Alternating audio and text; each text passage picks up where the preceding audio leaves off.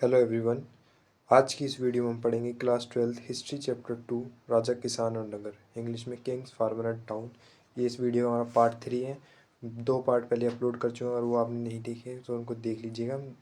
Link उनकी मैं description में प्रोवाइड करा दूँगा। अगर अभी तक आपने टेलीग्राम चैनल ज्वाइन नहीं करा है तो उसको भी ज्वाइन करें। आइए फिर शुरू करते हैं। हमने इसमें अभी तक आपको बहुत सारे इसमें मैं अभी तक आपको राज्यों के इनके शासकों के बारे में बता चुका हूँ। अब यहाँ से हम शुरू करते हैं। हमारे मेन जो इसमें सिर्फ मेन अभी इसमें इस चैप्टर में हमारे पास जो आए हैं वो ये हैं, सिर्फ 3 यहाँ तक के, बस ये 3। फिर भी हम इन सबको जो है थोड़ा थोड़ा पढ़ लेंगे बाकियों को भी। जैसे कि इसमें दिया चंद्रगुप्त मौर्य के 24 साल तक इसने शासन करा। बिंदुसार का 28 साल का शासन था। अशोक का 37 साल का था। बाकी सबका 4-4 साल का शासन रहा है। 4 साल, 9 साल। शालिक शुक 13 साल। देवर्मन 7 साल। शतधन्वन 8 साल। बृहद्रथ 2 साल। इसलिए इनको इतना इम्पोर्टेंट नहीं माना गया, सिर्फ ये 3 ज़्यादा खास माने गए। बृहद्रथ को पुष्यमित्र शुंग ने मारकर शुंग वंश की स्थापना की थी। एक बार ये आप मैप भी देख लीजिएगा। ये जैसे ये दे रखा है यहाँ पर सातवाहना डायनेस्टी यहाँ पे थी, चोल साम्राज्य, चेर, पांडे कहाँ थी। इसी का ब्लैंक मैप जैसे आपका कोई एग्ज़ाम आता है, एग्ज़ाम में ब्लैंक मैप दिया था तो उसमें आपको दिखाने के लिए ये ए जो हमारा सातवाहना, बी चोल, सी चेर और डी पांडे। दक्षिण के राजा तथा सरदार। भारत के दक्षिण में कुछ सरदारियों का उदय हुआ। तमिलकम तमिलकम तमिलनाडु, आंध्र प्रदेश, केरल। तमिलकम क्षेत्र के चोल, चेर और पांडे जैसी सरदारी अस्तित्व में आई। यह राज्य काफ़ी समृद्ध थे। तमिलकम एक तमिल में लिखा हुआ ग्रंथ है। वैसे आपको मैं पहले बता दूं, तमिलकम तमिल के ग्रंथों को कहा जाता है। सरदार तथा सरदारी। सरदार एक शक्तिशाली व्यक्ति होता था। सरदार का पद वंशानुगत भी हो सकता था और नहीं भी। सरदार के समर्थक उसके परिवार के लोग होते थे। और इसमें जो सरदार बनता था, अब ऐसा भी हो सकता है ये सरदार एक ही है, फिर इसका बेटा बनेगा, फिर इसका बेटा, फिर इसका बेटा, फिर इसका बेटा, ऐसे करके चल सकता है। और नहीं तो ये सरदार है, सरदार का लोगों ने किसी को चुन लिया, परिवार ने किसी को बना दिया, वो जी जरूरी नहीं है कि ये वंशानुगति हो, ये बिना वंश के चल सकता है। सरदारों के कार्य। सरदारों के कार्य में एक अनुष्ठान का संचालन, युद्धों का नेतृत्व करना, लड़ाई झगड़े विवाद को सुलझाना। दैविक राजा। सरदार अपने अधीन लोगों से भेंट लेता था। अपने समर्थन में उस भेंट को बांट देता था समर्थकों में। सरदारी में कोई स्थायी सेना या अधिकारी नहीं होता था। सबसे पहली बात तो आप इसको एक जो राजा है दे रखा, जैसे दैविक राजा है, सरदार को हम कभी भी राजा नहीं मान सकते क्योंकि ये भेंट लेता है। राजा क्या करता है, राजा हमारा सीधा सीधा टैक्स लगाता है, लेकिन यहाँ पे ये कर ले रहा है, यानी भेंट ले रहा है और जो उसको जो भेंट आती थी वो अपने समर्थक यानी उसको जो भी उसको सपोर्ट करते थे अपने सपोर्टरों में बांट देता था। सरदारी में कोई भी सेना या अधिकारी नहीं होता था। राजाओं के द्वारा उच्च स्थितियां प्राप्त करने का एक माध्यम देवताओं से जुड़ना था। यानी वहाँ के कुछ राजा बता दिया अभी, जैसे कि यहाँ पे एक राजा खड़ा हो गया, ये बोल दे कि मैं शिव जी का भक्त हूँ, मैं शिव जी का देवदूत हूँ, मैं शिव जी ने मेरे को भेजा है तुम लोगों की सहायता करने के लिए। इस तरीके से अपने आप को देवताओं से जुड़ा हुआ बताते थे। कुषाण राजा, जिन्होंने मध्य एशिया से लेकर पश्चिम उत्तर भारत तक शासन किया। इन शासकों ने मंदिर में अपनी विशाल मूर्तियां लगवाई। शायद वह स्वयं को देवतुल्य दिखाना चाहते थे, ये वो अपने आप को देवताओं के समान दिखाना चाहते थे, इसलिए उन्होंने ऐसी ऐसी मूर्तियां बनाई। कुषाण राजा ने अपने नाम के आगे देवपुत्र की उपाधि भी लगा दी थी। मतलब जो कुषाण वंश का जो राजा था, इसने अपने नाम के आगे देवपुत्र यानी देवताओं को पुत्र भी लगा दिया था। कुषाण काल में सिक्कों कुषाण काल के सिक्कों में भी एक तरफ राजा और दूसरी तरफ देवता का चित्र मिला है। ये एक तरफ में राजा है और ये दूसरी तरफ में देवता का चित्र बना रखा है। इस तरीके के सिक्के मिलते थे। उत्तर प्रदेश के मथुरा के पास माट के एक देवस्थान पर कुषाण राजा की विशाल मूर्ति मिली है।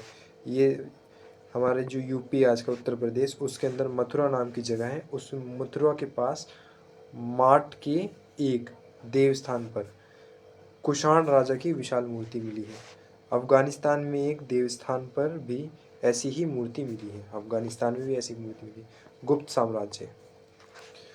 मौर्य काल के बाद गुप्त साम्राज्य को भारत का स्वर्णिम युग कहा जाता था। इसको स्वर्णिम युग क्यों कहा जाता था? क्योंकि इस टाइम जो था हमारे भारत के अंदर गोल्ड बहुत ज़्यादा मिलता था, सोना।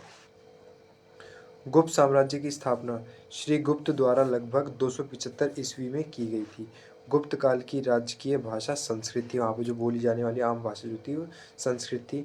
गुप्त काल में अधिकतर सिक्के सोने के बनाए जाते थे। अब जो गोल्ड वहाँ पे वो बहुत ज़्यादा है, पहले इनको स्वर्ण नहीं बता दिया, गोल्ड डे चला, तो जब सोना इतना सारा था सोने के सिक्के बनाए जाते थे। अब ये हमारा आ गया गुप्त वंश के जितने भी शासक थे। पहले नंबर पर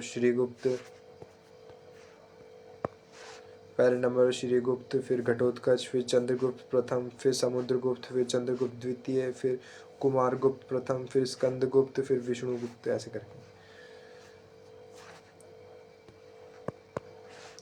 गुप्त साम्राज्य का इतिहास साहित्यिक स्रोतों, सिक्कों तथा अभिलेखों की सहायता से जानकारी लेकर लिखा गया है।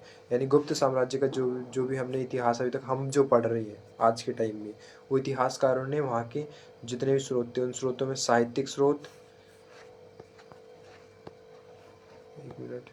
ये साहित्यिक स्रोत, सिक्के और अभिलेख जो लिखे हुए होते, जो राजाओं द्वारा लिखवाए जाते हैं, उनकी मदद से ये जानकारी सारी उपलब्ध करी गई थी इनको, उसके बाद इसको बनाया गया था। गुप्त साम्राज्य में कवियों द्वारा अपने राजा की प्रशंसा में लिखी गई प्रशस्ति भी एक ऐतिहासिक स्रोत है। ये एक आपका एक क्वेश्चन बन जाता है कि प्रशस्ति क्या होती है। प्रशस्ति होती है जो अपने राजा की प्रशंसा या नगर की प्रशंसा के लिए लिखी जाती है, लिखवाई जाती है। उदाहरण प्रयाग प्रशस्ति, ये एक प्रयाग प्रशस्ति, ये भी एक प्रशस्ति का उदाहरण है।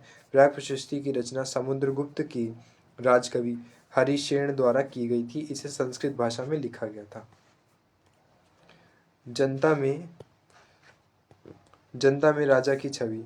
जनता राजा के बारे में क्या सोचती थी, इसके प्रमाण नहीं मिलते हैं। ऐसे में इतिहासकारों ने जातक तथा पंचतंत्र जैसी ग्रंथों में दी गई कहानियों की समीक्षा करके पता लगाने का प्रयास किया है कि जातक कथाएं पहली शताब्दी ईस्वी के मध्य पाली भाषा में लिखी गई थी। ये जो जातक कथाएं जो थी, जातक कथाएं, ये पहली शताब्दी ईस्वी के मध्य में पाली भाषा में लिखी गई थी। जहाँ जिनके जितने भी राजा लोग जो थे, उनके राजाओं के बारे में हमें अभी तक कोई भी वो ये नहीं मिलती कि वो राजा का शासन कैसा था या राजा लोगों के साथ कैसा व्यवहार करता है, लोग उसके बारे में कैसा सोचते थे। उदाहरण गंधतिंदु जातक नामक कहानी, ये कहानी का नाम है, स्टोरी का। इसमें बताया गया है कि एक कुटिल राजा है से उसकी प्रजा किस प्रकार से दुखी रहती है। बूढ़े, महिला, पुरुष, किसान, पशुपालक, ग्रामीण बालक, यहाँ तक कि जानवर भी इसमें शामिल है। जब राजा अपनी पहचान बदलकर प्रजा के बीच पता लगाने गया कि लोग उसके बारे में कैसा सोचते हैं, तो सब ने उसकी बुराई करनी शुरू कर दी। लोगों ने शिकायत की कि रात में डकैत लोगों पर हमला करते हैं तथा दिन में राजा के अधिकारी टैक्स इकट्ठा करने के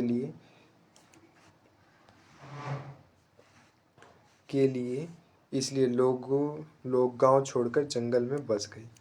अब वहाँ का जो राजा था, अपने राजा के बारे में लोग वहाँ के क्या सोचते हैं ये जानने के लिए लोगों के बीच एक आम जनता बन के चला जाता है। फिर वहाँ पे लोगों से पूछता है कि लोग कैसे, यहाँ का राजा कैसा है।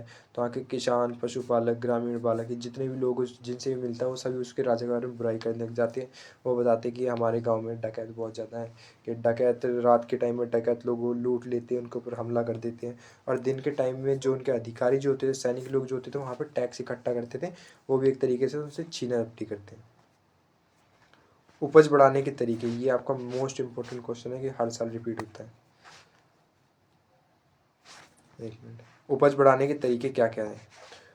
ये लगभग इसमें आपका क्वेश्चन बनेगा 16वीं शताब्दी में किसानों द्वारा उपज बढ़ाने की किन तरीकों का उपयोग किया गया। तो जिसमें एक लोहे के फाल वाले हल का प्रयोग करने लगे थे। कुएं, तालाब और नहरों के द्वारा सिंचाई करना जान गए थे। पर्वतीय क्षेत्रों में खेती के लिए कुदाल का उपयोग करना। गांव में घाटी के पास धान की रोपाई के कारण उपज बढ़ी। मतलब उन्होंने लोहे के फल बना लिए थे। लोहे के फल ऐसे वाले जो होते हैं, आज के टाइम में हल मान लीजिए। फिर कुएं और तालाब से नहरों के द्वारा सिंचाई करते थे। पर्वत वाले जो भी क्षेत्र थे वहाँ पर कुदाल का उपयोग करने लगे थे। गंगा की घाटी के किनारे धान उगाने लगे, जिससे और ज़्यादा फसल बढ़ गई थी। ग्रामीण समाज में विभिन्नताएं, ये तो हर जगह ये जैसे हमारे इसमें होता है, अपर क्लास और ये लोअर क्लास, वही वाला सीन है यहाँ पर भी। कृषि की नई तकनीकें अपनाने के बाद उपज जरूर बढ़ी, लेकिन इसका लाभ सबको नहीं हुआ। खेती से जुड़े लोगों को खेती से जुड़े लोगों में भेद बढ़ता जा रहा था। बौद्ध कथाओं में भूमिहीन किसान तथा श्रमिक जमींदार का उल्लेख मिला है। पाली भाषा में गृहपति शब्द का प्रयोग छोटे किसान और जमींदारों के लिए किया जाता है। ये 1 नंबर का क्वेश्चन बन गया, गृहपति कौन होते हैं। बड़े बड़े जमींदार और गांव के प्रधान शक्तिशाली थे, जो कि किसानों पर अपना नियंत्रण रखते थे। गांव के प्रधान का पद वंशानुगत होता था। अब जो गांव का जो प्रधान जो बनता था, मुखिया जो होता था गांव का, वो वंशानुगत रहता था कि दादा, दादा से फिर उसका बेटा, फिर बेटे से फिर बेटा, फिर बेटा, फिर बेटा, ऐसा करके चलता जाएगा ये क्रम। और ये गृहपति आपको समझा दें, इसमें गृहपति कौन होते हैं। गृहपति छोटे किसान, छोटे जमींदारों को गृहपति कहा जाता है। फिर यहाँ पर आता है कि खेती से जुड़े हुए जो भी लोग थे उनमें भेद बढ़ता जा रहा था, ऊंच नीच की बढ़ती जा रही थी बहुत ज़्यादा। कृषि की उपज तो बढ़ती थी कृषि से, लेकिन जो ये इसका फल सारे लोगों को नहीं मिल पाता था। गृहपति किसान, जमींदार संभवतः व्यक्ति, व्यापारी। गृहपति को डिफाइन करा हुआ है। गृहपति घर का मुखिया होता था और घर में रहने वाली महिलाओं, बच्चों, नौकरों और दासों पर नियंत्रण करता था। घर से जुड़े भूमि, जानवर या अन्य सभी वस्तुओं का वह मालिक होता था। कभी कभी इस शब्द का प्रयोग नगरों में रहने वाले संभवतः संभ्रांत व्यक्तियों और व्यापारियों के लिए भी होता था। अब ये गृहपति बता दिया है, एक तो इसमें घर का मुखिया होता था, दूसरा महिलाओं के ऊपर और घर की ज़मीन जायदाद, बच्चों और नौकरों पर नियंत्रण रखता था। भूमि से जुड़े हुए सब पे नियंत्रण रखता था, जानवरों के ऊपर उसका हक होता था। और पांचवा, गांव में जो व्यापारी लोग जो होते थे उनको भी कभी कभी गृहपति नाम से बुला लिया जाता था। आरंभिक तमिल संगम साहित्य में भी गांवों में रहने वाले विभिन्न वर्गों के लोगों का उल्लेख है, जैसे वेल्लार, कृषि व्यवसाय। वेल्लार या बड़े जमींदार, हलवाहा या उल्वरदास, ये दो हैं, ये वेल्लार और हलवाहा या उल्वरदास। इसमें वेल्लार बताएं कृषि व्यवसाय। दैट्स इट गाइस, आज की हमारी वीडियो ख़त्म हो चुकी है। नेक्स्ट पार्ट में इसका कल या परसों 2 दिन में अपलोड कर दूंगा, उसको भी जरूर देखिए। आपको वीडियो अगर पसंद आई तो उसको लाइक, शेयर और सब्सक्राइब जरूर कीजिए। Thanks for watching.